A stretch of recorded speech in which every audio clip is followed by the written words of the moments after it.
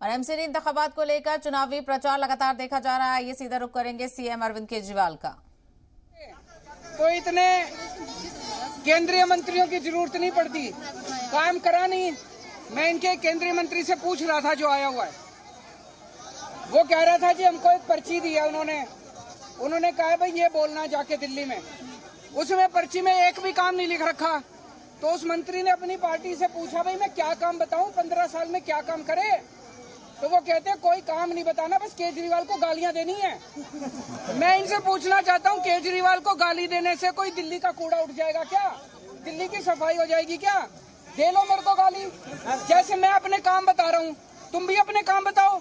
अगर तुमने कोई काम करे हैं, काम बताओ। गाली देने से क्या फायदा है? सर, आप पहले दिन से कूड़े के मुद्दे पे बात कर रहे हैं, लेकिन वो कभी ऑडियो लाते हैं, कभी वीडियो लाते हैं, कभी पुराने बयान लाते हैं, के बयान और लेके आए हैं। हाँ, वो आज मेरे पास एक व्हाट्सएप मैसेज आया। उस व्हाट्सएप में लिख रखा था कि दुनिया की सबसे बड़ी पार्टी, दिल्ली वालों ने उनकी दुकान बंद कर दी। अब उन्होंने वीडियो कंपनी चालू करी है बीजेपी वालों ने। जैसे हर शुक्रवार को पिक्चर रिलीज होती है ना, इनका रोज एक वीडियो रिलीज होता है।